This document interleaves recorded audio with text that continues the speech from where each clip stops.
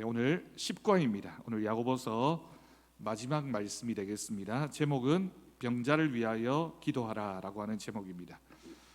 유인물 다 받으셨죠? 유인물 오른쪽에 놓으시고 성경책 놓으시고 같이 보도록 하겠습니다. 1번 질문입니다. 이 말씀은 전체적으로 어떻게 살까를 보여주는 내용입니다. 전체 윤곽을 이야기해 봅시다. 우리가 야고보서를 함께 공부하면서 야고보서의 가장 중요한 핵심은 그리스도인의 삶의 모습입니다. 우리 그리스도인들이 믿음이 있다면 어떻게 살아야 하는지를 말씀을 통해서 교훈을 얻을 수 있다라고 하는 거죠. 오늘 말씀도 우리가 살아가면서 경험하는 많은 일들 가운데 그리스도인으로서 우리가 어떻게 살아야 하는지를 보여주고 있는 말씀입니다. 자, 13절을 먼저 보겠습니다. 13절을 보면 우리의 현실에 고난이 늘 있잖아요. 그런데 우리를 향해서 뭐라고 권면하고 있습니까? 고난 당하는 자는 뭘 하라고요? 기도하고 즐거워하는 자는 찬송하라라는 말씀이 있습니다. 여러분, 고난 당할 때 기도하는 것, 또 즐거워할 때 찬송하는 건 당연하지만 그 당연한 것을 참 잘 못하는 것도 우리들의 믿음 없는 모습이기도 합니다. 고난의 상황에서 제일 먼저 하나님을 기억하고 하나님 앞에 기도하는 것, 또 즐거운 일이 있을 때 내가 잘나서가 아니라 하나님 앞에 영광을 올려드리는 것, 그것이 바로 믿음의 사람의 모습이어야 합니다. 14절을 보면 병든 자는 교회의 장로들을 청하고, 야고보서에 기록되어진 이 장로들이라고 하는 표현은 오늘날의 우리 장로님들을 가리키는 표현이기도 하지만 전체적인 의미로 본다면 교회의 지도자들을 가리키는 표현이라고 할 수 있습니다. 그러니까 목회자나 또 교회의 중직자들을 포함한 교회를 이끌어가고 있는 리더들을 말하는 거죠. 병든 자는 교회 장로들을 청하고, 여기 어떤 뜻일까요? 교회의 내 병듦을 고백하면서 함께 기도할 것을 요청하라라고 하는 뜻입니다. 주의 이름으로 기름을 바르고 병든 자를 위하여 기도하라라고 기록하고 있습니다. 여러분, 신앙의 공동체가 제일 필요하고 유익한 점 중에 하나가 우리가 힘들고 어려울 때 함께 기도하는 공동체가 된다라고 하는 것이 교회가 가지는 중요한 모습 가운데 하나라고 하는 거죠. 이 내용은 조금 이따가 우리 조금 더 살펴보도록 하겠습니다. 15절을 보면 이렇게 기록하고 있습니다. 믿음의 기도는 병든 자를 어떻게 한다고요? 구원한다. 주께서 그를 고쳐주실 것이다. 죄를 범하였어도 어떻게 된다고요? 사함을 받게 될 것이다. 어떻게 할 때? 믿음으로 기도할 때. 그러니까 기도에 이제 단서가 하나 붙었습니다. 믿음의 기도라고 표현하고 있죠. 믿음을 가지고 하나님께서 응답하여 주실 줄 믿고, 하나님께서 우리에게 좋은 것을 주실 줄 믿고, 내 뜻이 이루어지는 것이 아니라 하나님의 뜻이 이루어질 줄로 믿고 기도하면 하나님께서 병든 자를 구원해 주시고 그를 고쳐 주시고 죄를 범하였어도 사함을 받는 은혜를 주실 줄로 믿습니다. 16절을 보면 이제 그러므로 우리가 어떻게 하라고 기록되어져 있습니까? 죄를 서로 고백하며, 고백이라고 하는 단어 앞에 서로라고 하는 표현이 등장하네요. 서로 함께 고백하며 병이 낫기를 위하여 또 어떻게 하라고요? 서로 기도하라. 의인의 강구는 역사한다라고 하는 건 응답받는다라고 또 표현할 수 있을 겁니다. 우리가 의인의 기도는, 의인의 강구는 역사하는 힘이 크다라고 하는 말씀이죠. 이 말씀도 뒤에 또 질문이 나오기 때문에 조금 이따가 자세히 더 살펴보겠습니다. 그러면서 예를 들고 있습니다. 17절과 18절 말씀을 보면 엘리야 때 일어났던 일들을 예를 들어서 설명하고 있죠. 엘리야가 비가 오지 않기를 기도하니 얼마 동안 비가 오지 않았다고요? 3년 6개월 동안 비가 오지 않았고, 또 어떻게 했습니까? 다시 기도하니 하늘이 비를 주고 땅이 열매를 맺었다. 누구 한 사람 때문에? 엘리야 때문에. 엘리야가 뭘 했기 때문에? 기도했기 때문에. 어떤 기도였을까요? 앞에서 나왔던 것처럼 믿음으로 기도하는 엘리야의 기도 때문에 하나님께서 심지어 비를 주시기도 하시고 비를 그치게도 하셨다라고 하는 말씀이 기록되어져 있습니다. 그러면서 마지막 19절에서 20절이 이제 야고보서의 최종 결론인데요. 그 중에 보면 귀한 말씀이 있죠. 진리를 떠난 자를 회개하게 하면 그의 영혼을 구원하는 것이며, 우리가 그의 영혼, 그러니까 그렇게 돌아오게 하고 그 사람뿐만이 아니라 나도 하나님 앞에 내 영혼을 구원받을 뿐만이 아니라 허다한 죄를 용서받게 됩니다. 우리가 앞에 있는 말씀들을 쭉 살펴보면 문맥적으로 봤을 때 이렇게 허다한 죄를 용서받고 또 우리의 영혼을 구원받게 되는 건 서로 간에 일어나는 일입니다. 그러니까 복음을 전하는 사람과 받는 사람 모두가 다 하나님 앞에 은혜를 받게 되는 그 상황을 이렇게 설명하고 있다라고 볼 수 있겠습니다. 이게 이제 오늘 말씀의 전체적인 윤곽, 전체적인 내용이 되겠습니다. 자, 조금 더 자세한 내용은 내려와서 보겠습니다. 2번 질문입니다. 병든 자를 위한 기도를 어떻게 하라고 하였습니까? 아까 14절에 나와 있었죠. 병든 자는 교회 장로들을 청하고 주의 이름으로 기름을 바르고 병든 자를 위하여 기도하라라는 말씀이 있습니다. 이게 어떤 의미가 있을까요? 아까 교회 장로들을 청하다라고 하는 건 교회 공동체가 병들어 있는 사람, 여기서 이제 병자라는 표현은 직접적으로 질병에 걸린 사람이기도 하지만 시험이나 환난이나 고난 가운데 있는 사람들이 교회 공동체 안에서 함께 기도하는 모습을 표현하는 겁니다. 그리고 그랬을 때 우리가 어떻게 해야 되느냐, 그 한 영혼을 위해서 주의 이름으로는 기름을 바르고, 여기서 기름을 바른다라고 하는 건 조금 이따 또 나옵니다. 이제 뒤에 질문이 계속 반복되어져서 간단하게 설명을 하면 기름을 바른다라고 하는 건 그 상처를 치유하는 2000년 전의 방법이었습니다. 사마리아인이 강도 만난 사람을 이제 발견하게 되죠. 강도 만난 사람이 쓰러져 있는데 제사장도 지나가고 레위인도 지나가고 마지막에 사마리아 사람이 지나가다가 그 사람을 발견하고는 취했던 행동이 두 가지가 있었습니다. 뭐와 무엇을 붓고 발랐다, 이렇게 기록되어져 있죠. 꼭 성경 시험 같네요. 뭐와 뭐를 붓고 뭘 발랐을까요? 뒤에는 발랐다고 하는 걸 보니까 기름이겠네요. 식용유는 아닐 것 같고요. 이 기름이 어떤 기름일까요? 이때 많이 사용했던 기름은 주로 올리브유를 많이 사용했다고 합니다. 우리가 감람유라고 부르는 이제 올리브유죠. 앞에 부었다라고 할 때 이 부었다, 뭘 부었을까요? 포도주를 부었습니다. 그러니까 그 당시에는, 예수님 당시 2000년 전에는 그 당시의 의학적인 기술로 상처가 나게 되면 그 상처를 치유할 수 있는 두 가지 방법이 포도주를 거기에 바르고 붓고 기름을 바르는 것이 의학적인 치료 방법이었다라고 하는 거죠. 기름을 바르고 병든 자를 위하여 기도하라. 여러분, 여기서 기름을 바른다, 병든 자를 위하여 기도한다라고 하는 건 오늘날에도 사실 모양은 좀 달라졌지만 우리 믿음으로 사는 그리스도인들이 이런 병든 상황을 만났을 때 취할 수 있는 가장 대표적인 방법입니다. 아주 오래된 책인데요. 그 이만 그분 성함이 잘 기억이 안 나는, 이만 집인지 땡 이만재이지 싶습니다. 찐빵 그 책을 아주 오래전에 썼던 분인데, 이만재 씨가 쓴 아스피린과 기도라고 하는 책이 있습니다. 짧은 아주 얇은 책인데, 아스피린과 기도라고 하는 게 뭘 의미할까요? 아스피린은 뭘 대표하는 겁니까? 우리가 가장 흔하게 가장 가까이에서 접하게 되는 약을 얘기하는 거고요. 기도라고 하는 건 우리가 그 병을 위해서 기도하는 걸 의미합니다. 그러면 아스피린과 기도는 뭘까요? 우리가 질병에 노출되어졌을 때 사실은 세상 사람들만 아스피린을 처방받고 복용하는 게 아니라 우리 믿는 사람들도 감기 걸리면 감기약 먹어야 되고요. 또 중대한 질병이 있으면 수술도 받고 의료적인 도움도 받게 됩니다. 그걸 이제 아스피린이라고 하고, 그렇지만 우리가 아스피린만 사용하는 게 아니라 또 우리가 또 뭘 합니까? 기도도 합니다. 그러니까 아스피린과 기도라고 하는 건 우리가 이런 어려움의 상황에서 우리가 사용할 수 있는 두 가지 중요한 어떤 방법을 말하는 건데, 이 내용은 조금 이따가 또 살펴보도록 하겠습니다. 자, 3번 질문입니다. 병 고치는 기도를 할 때 먼저 필요한 것이 회개라고 말합니다. 그런데 누가 회개해야 한다는 말인가요? 여러분, 누가 회개해야 될까요? 여러분, 회개의 전제가 뭡니까? 우리가 회개한다라고 하면 누가 회개하는 겁니까? 죄를 지은 사람이 회개하는 거죠. 그럼 누가 죄를 지었습니까? 단순하게 우리가 보면 그 병든 사람이 죄를 지었지, 그럴까요? 네, 그렇지 않습니다. 16절을 봅니다.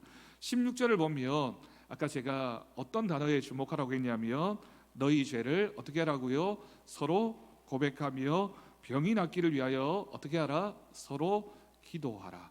왜일까요, 여러분? 왜 우리가 서로 기도해야 됩니까? 우리는 다 죄인이기 때문입니다. 회개가 필요한 죄인이기 때문에 병든 사람만 죄 때문에 병이 든 것이 아니라 그 병 낫기를 기도하는 사람도 먼저 자신을 돌아보고 서로 회개하고 기도하는 자세가 필요하다. 이 말의 뜻은 어떤 의미가 있냐면, 우리가 어떤 문제가 있고 뭐 질병에 걸렸고 또는 뭐 사고나 사건이나 여러 가지 부정적인 상황을 만났을 때 우리는 종종 저 사람이 어떤 죄를 지었기 때문이다라고 정죄할 때가 있습니다. 그런데 누구나 할 것 없이 우리는 다 죄인이라는 점을 우리가 잊지 말아야 됩니다. 그러니까 저 사람이 죄를 지어서 병에 걸렸다라고 하는 건 하나님 앞에서 그 사람이 스스로를 돌아보면서 회개하고 용서를 구해야 하는 부분이지, 우리가 누군가를 향해서 저 사람은 저 문제 때문에 라고 얘기할 수 있는 사람은 아무도 없습니다. 누가 할 수 있을까요? 그건 죄를 짓지 않은 사람만 할 수 있는 거죠. 근데 세상에 의인이 있다고요, 없다고요? 의인은 아무도 없습니다. 그러니까 우리의 죄를 정죄하실 분은 하나님 한 분밖에 없는 거죠. 그러니까 우리가 누군가를 향해서 네가 라고 얘기하는 순간에 사실은 그 손가락은 나머지 손가락이 다 나를 향하고 있네요. 그죠? 두 개만 그 상대방을 향하지 나머지는 다 나를 향하고 있잖아요. 우리는 다 죄인입니다. 그러니까 누가 누군가를 향해서 정죄할 수가 없다라는 사실을 꼭 기억하고, 그래서 우리가 어떤 문제가 있을 때는 서로가 서로를 바라보면서 서로 회개하고 서로 기도해 주는 것, 그것이 믿음의 공동체가 취해야 할 방법입니다. 4번 질문입니다. 의인의 기도는 힘이 있다고 하는데 여기서 의인은 누구를 말하는 것일까요? 그럼 아까 제가 얘기했죠. 세상에 의인이 있다 없다? 없다라고 했네요. 그러면 의인의 기도는 힘이 있다라고 하면 그러면 그 의인은 누구일까요? 이 세상에 의인이 없다는데 이 의인은 누구를 가리키는 걸까요? 그런데 우리가 의인이 될 수 있는 방법이 있습니다. 우리가 다 죄인인데 의인이라고 하는 거 의로운 사람이란 뜻이 아니라 의롭다고 인정을 받는다라는 의미거든요. 우리가 어떨 때 의롭다고 인정을 받을 수 있습니까? 우리가 우리의 죄를 고백하고 주님께서 우리의 죄를 용서해 주시면 우리가 의롭다고 인정을 받을 수가 있습니다. 그러면 여기서 말하는 의인의 기도의 의인은 누구일까요? 용서받은 죄인을 가리키는 표현입니다. 그러니까 이 말의 뜻이 뭐냐면 아까 나왔던 3번 질문과 동일합니다. 우리가 병 고치는 기도를 할 때 제일 먼저 해야 되는 것이 서로 회개하고 서로를 위하여 기도하는 거잖아요. 그러니까 우리가 병을 위하여 기도할 때 가장 먼저 취해야 될 것은 내가 하나님 앞에 내 죄를 고백하고 먼저 용서받은 사람이 되는 것. 하나님께서 우리의 죄를 용서해 주시면 우리가 의인의 기도로 하나님 앞에 나아갈 수 있고, 그 의인이 하나님 앞에 기도할 때 하나님께서는 그 기도에 응답해 주십니다. 용서받은 죄인이다. 그러니까 세상 사람들하고 우리의 차이는 뭐냐면 둘 다 죄인인데 죄인인 줄 모르고 살아가는 사람들이라면 우리가 죄인인 줄 알아서 하나님 옆에 나와서 용서를 구한 사람들이 여기에 모여 있는 저와 여러분 죄인들입니다. 우리가 죄를 짓지 않아서 하나님이 우리를 사랑하신 것이 아니라 우리는 어떤 사람이다? 죄 지은 줄 알고 하나님 옆에 나와서 하나님 저는 죄인입니다. 저희 죄를 용서해 주십시오라고 기도할 수 있는 사람이기 때문에 용서받은 죄인이다라고 하는 거죠. 의인이 용서받은 죄인입니다. 죄를 회개하는 것이 결국 우리를 의롭게 할 줄로 믿습니다. 자, 5번 19절 20절까지는 교회 지도자들과 교인들이 잊지 말아야 할 교훈이 있습니다. 여기서 주는 교훈은 무엇입니까? 마지막 말씀인데요. 미혹되어 진리를 떠난 자를 돌아서게 하는 자가 그의 영혼을 사망에서 구원할 것이며 허다한 죄를 덮은 것임이라 라는 말씀이 기록되어져 있습니다. 우리가 한 영혼이 죄에 빠져서 미혹되어서 세상의 유혹에 빠져서 신앙을 버리고 하나님을 떠나고 교회를 떠나게 되었을 때 그 사람을 돌아서게 하면 그 영혼을 구원하게 되고 사망에서 구원할 것이며 허다한 모든 죄를 덮는, 용서받는다라고 하는 거죠. 용서받게 되는 은혜를 누리게 됨을 우리에게 말씀합니다. 그러니까 우리 믿는 그리스도인들이 해야 할 가장 많은 사역이 있지만, 많은 사역들이 있지만 그 중에 제일 중요한 사역이 뭘까요? 여기에 기록되어진 것처럼 진리를 떠난 사람을, 그 사람을 돌아오게 하는 것. 그건 세상에 살아가는 사람들 또 물론이거니와 신앙생활하다가 잠시 하나님을 떠나 있는 사람들을 다시 회복시키고 돌아오게 하는 것이 우리 그리스도인들에게 맡겨진 중요한 사명이며 사역이다라는 사실을 꼭 기억할 수 있기를 바랍니다. 자, 2번, 큰 2번으로 넘어가겠습니다. 사건으로 겪어내기. 지금도 병자가 기도로 고쳐질 수 있다고 믿습니까? 병자를 돕는 태도를 나누어 봅시다. 기도와 치료를 어떻게 적절하게 해야 할까요? 그럼 제가 월요일마다 오후에 미래목회 대학원이라고 영신에 있는 대학원에서 수업을 하거든요. 학생이 어떤 학기에는 3명이었다가 어떤 학기에는 2명이었다가 2명인 학생 중에 1명이 결석하면 1명만 데리고 이렇게 수업을 하는 경우가 많습니다. 그런데 이게 신학도 인문학의 일종이니까 신학 쪽의 수업은 끊임없이 말을 해야 되잖아요. 강의는 말하고 상대방 얘기 듣고 같이 생각해보고 토론하고, 이걸 이제 대학원에서 많이 하는데 1대1로 하면 하여튼 힘듭니다. 너무너무 한 2-3시간을 한 사람 앉혀놓고 수업을 진행하면 하는 사람도 힘들지만 듣는 사람도 너무 힘들죠. 네, 하는 사람도 목사지만 앉아 있는 사람도 목사입니다. 앞에 앉아 있는 학생들도 이제 목사인 경우가 있는데, 그러면 이분들이 주일 사역 마치고 월요일 날 수업하러 오면 하는 사람도 피곤하지만 듣는 사람은 더 피곤하겠죠. 저는 한 수업만 하면 되지만 이분들은 아침부터, 월요일 아침부터 한 강의, 2강의, 제가 3번째 강의를 하거든요. 3번째 강의를 하면 대부분 혼수 상태에 이렇게 빠져 있습니다.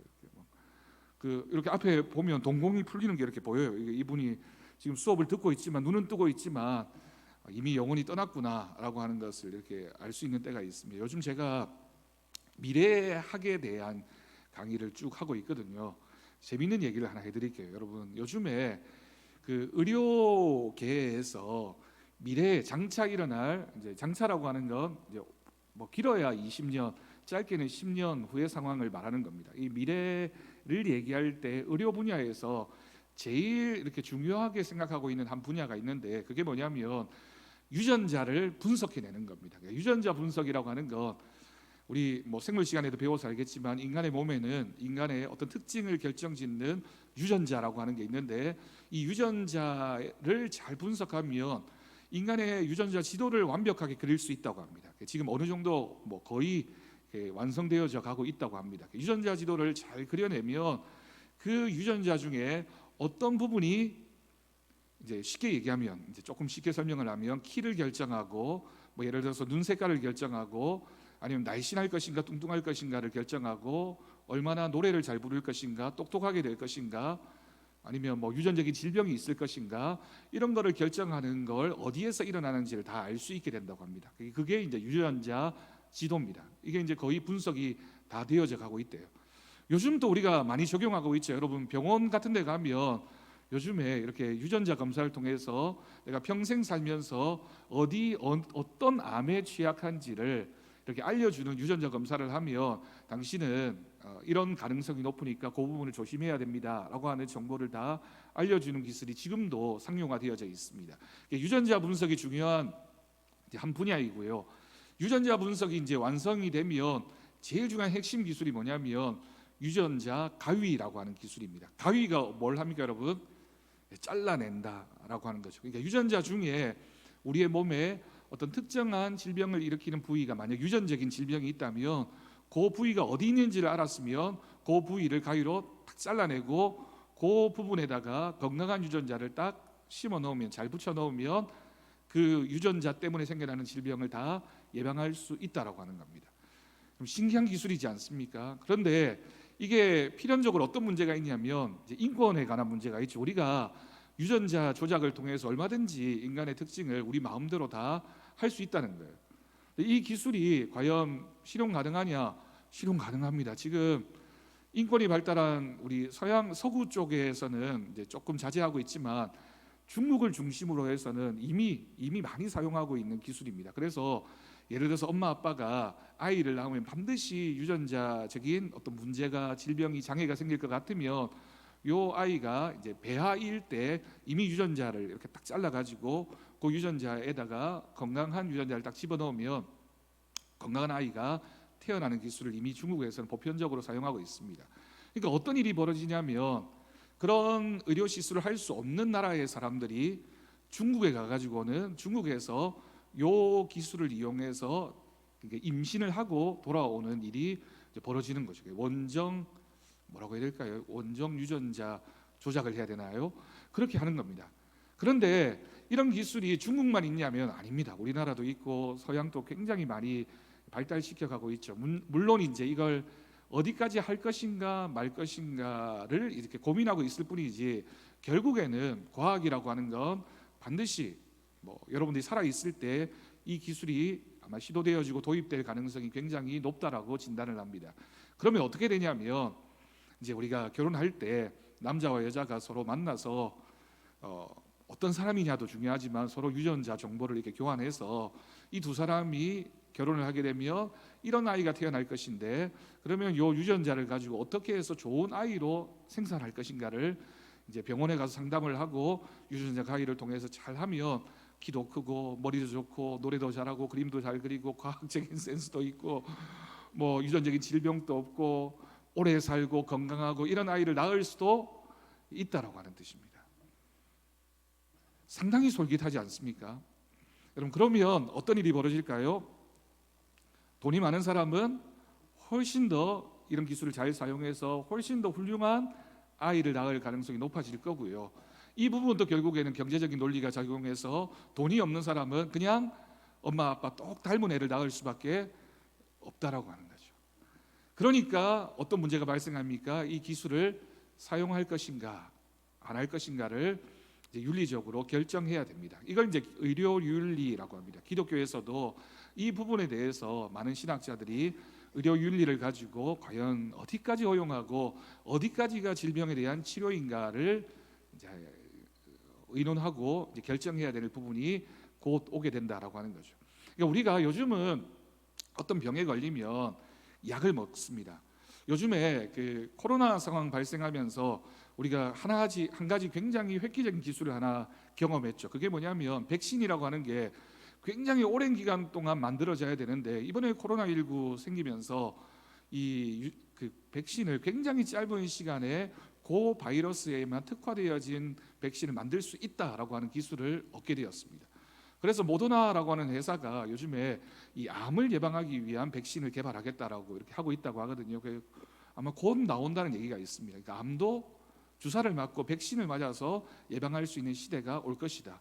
이미 그런 기술은 사실 있습니다. 요즘 그 젊은 여자 아이들 그 평생 동안 자궁암 걸리지 않도록 하는 예방 주사를 맞잖아요. 그것처럼 이런 이제 기술이 점점 발생하게 되겠죠.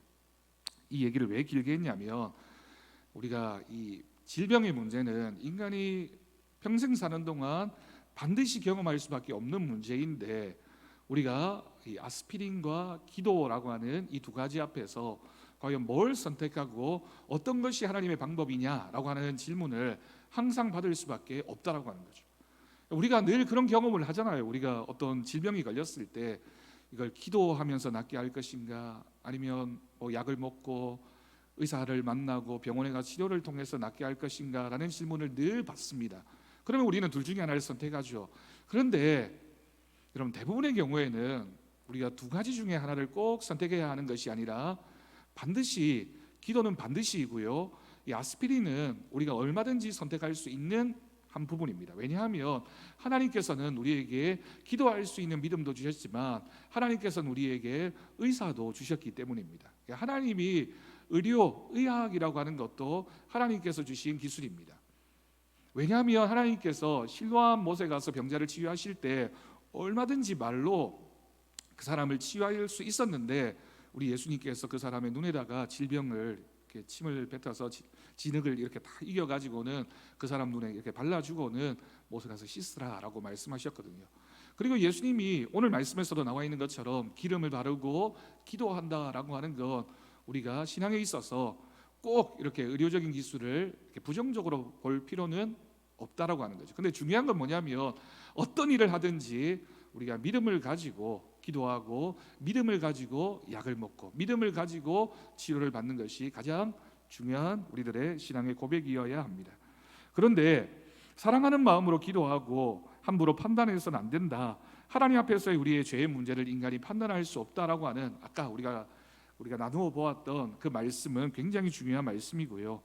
우리가 이 말씀을 통해서 우리의 질병을 의사와 약을 주시는 분도 하나님이시고 어떤 일이든지 우리가 기도함으로 그 일을 감당해야 된다라고 하는 것도 잊지 말아야겠습니다.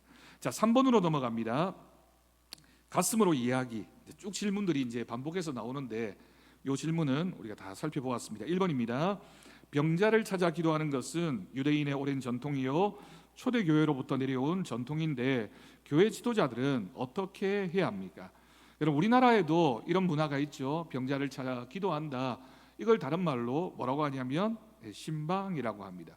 사실은 그 세계 교회 중에 특별하게 한국 교회가 가지고 있는 중요한 두 가지 전통이 있는데 그게 뭐냐면 새벽 기도와 신방입니다. 그러니까 세계 교회 중에 새벽 기도회를 이렇게 열심히 하고 신방을 열심히 하는 교회는 한국 교회밖에 없다라고 이렇게 얘기를 하죠. 그러면 이 병자를 찾아 기도한다라고 하는 것의 의미는 뭘까요? 이 병이라고 하는 건 결국 우리의 육체적인 질병이기도 하지만 육체적인 질병만이 아니라 그 병은 반드시 우리에게 심리적인, 그러니까 마음의 병도 가져다 주고요. 또한 육체의 질병은 우리의 영혼으로 하여금 무력하게 만드는 영혼의 병도 우리에게 가져다 주게 됩니다. 그러면 우리가 그 질병을 치료할 때 육체적인 질병을 치료받는 것도 중요하지만 우리가 꼭 기억해야 할 것은 그 사람의 육체적인 질병만이 아니라 마음과 영혼까지도 하나님 앞에 기도하고 치유받을 수 있도록 기도해야 된다라고 하는 것이 오늘 말씀의 중요한 핵심이라고 할 수 있는 거죠. 우리가 내년도 우리 총회 주제가 치유하는 교회인가? 그렇습니다. 치유라고 하는 게 굉장히 중요한 오늘날 우리 사회의 중요한 주제라고 할 수 있는데 그런 질문들이 오늘 말씀에 이제 답으로 나와 있죠. 2번입니다. 기름을 바르며 기도하라고 했는데 기름을 바른다는 것은 어떤 의미가 있습니까? 그러나 병자를 고치는 힘은 어디에 있습니까? 당시 아까 제가 설명했습니다. 이 기름이라고 하는 건 올리브유를 비롯한 상처에 도움이 될 만한 질병을 치유하기 위해서 사용하여지는 모든 약물들을 통칭하는 표현입니다. 하나님께서 이런 치료약도 주셨다라고 하는 거죠. 약이라고 하면 우리는 이렇게 병원에 가서 타 먹는 약만 생각하는데 아니잖아요. 우리가 먹는 음식도 때로는 약이 될 때도 있고 우리가 경험적으로 이런 일이 있을 때 이렇게 먹으면 좋다라고 하는 여러 가지 것들이 있습니다. 그런 것들을 다 포함해서 하나님이 우리에게 자연을 통하여 우리에게 주셨습니다. 그런데 기억해야 할 것은 기름과 기도를 통하여 고치시는 분은 하나님이십니다. 특히나 이 야고보서 말씀에서 기름이라고 표현되어진 이 표현은 또 다른 중의적인 의미가 있습니다. 그게 뭐냐면 우리가 상처에 바르는 기름을 의미하기도 하지만 이 기름은 성령님의 임재를 가리키는 표현이기도 합니다. 왜냐하면 성령님의 어떤 하시는 사역 중에 가장 중요한 핵심적인 사역 중에 하나가 보호하시고 돌보시고 우리를 치료하시는 분이시기 때문입니다. 성령님이 우리를 치료해 주십니다. 기름을 바른다라고 하는 의미는 우리의 상처에 약을 사용한다, 약물을 사용한다라는 의미와 더불어서 성령님이 우리의 마음에 또는 우리의 육체에 우리의 영혼에 질병을 다 치료해 주실 수 있도록 성령님께 모든 것을 온전히 맡겨야 된다라는 의미도 포함되어져 있다. 꼭 기억할 수 있기를 바랍니다.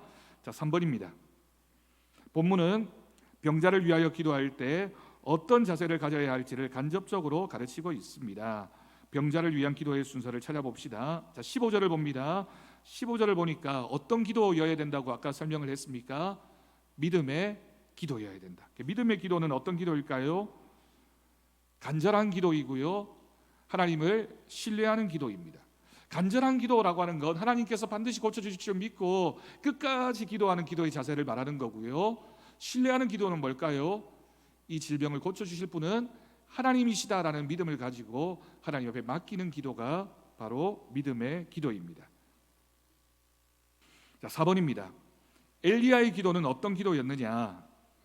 성경에서 찾아보고 오늘의 교훈을 새겨봅시다. 열왕기상 17장 18절 말씀 보면 이런 말씀이 있네요. 여인이 엘리야에게 이르되 하나님의 사람이여 당신이 나와 더불어 무슨 상관이 있기로, 그 뒤에 말이 중요합니다. 엘리야가 이 여인에게 찾아왔을 때 여인에게 있었던 변화가 무엇이었습니까? 내 죄를 생각나게 하고 또 내 아들을 죽게 하려고 내게 오셨나이까. 여기서 중요한 고백을 하죠. 이 여인이 엘리야를 향해서 어떻게 됐다? 내 죄를 생각나게 했다라고 하는 겁니다. 무슨 뜻일까요? 내 죄를 생각나게 했다라고 하는 건 회개가 필요한 존재임을 하나님이 나에게 말씀해 주셨다. 내가 하나님 앞에 겸손하게 내 삶의 부분들을 내려놓고 하나님이 나를 고쳐주시기를 기도할 수 있도록 하나님께서 나에게 기도를 주셨다라고 하는 뜻이 되겠습니다. 자, 4번입니다. 영혼의 새기기. 당신은 지금 어떤 일로 어려움을 당하거나 고난을 당하고 있습니까?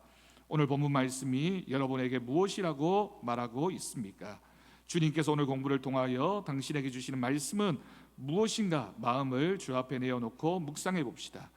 어떤 고난과 어려움이든지 결국 우리가 그 고난과 어려움을 극복할 수 있는 방법은 하나님밖에 없습니다.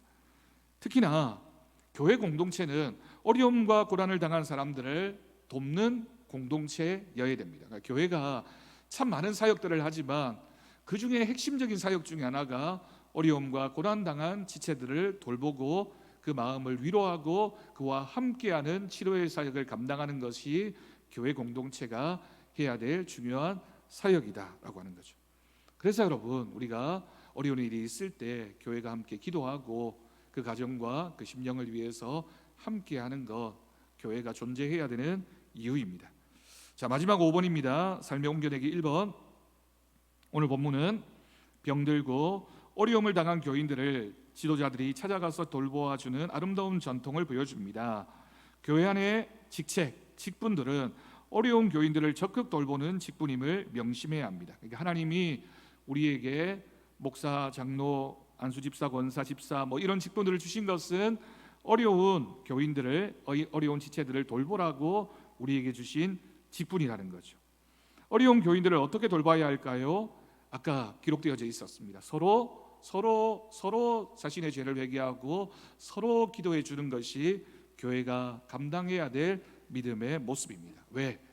치유는 우리 주님이 병든 자를 치료하셨던 것처럼 너희도 가서 나와 같이 너희도 치료하는 사람이 되라라고 우리에게 말씀해 주셨기 때문입니다. 너희가 손을 얹어 기도하면 내가 너를 통하여 그 사람을 치료해 줄 것이다라고 우리 주님이 말씀하셨죠. 그래서 베드로와 요한이 성전 미문에 앉아있던 사람을 고쳐주는 것도 주의 말씀에 순종했기 때문입니다. 자, 2번 마지막 질문입니다. 누구든지 예수님의 이름을 의지하며 기도하면 성령님께서 역사하십니다.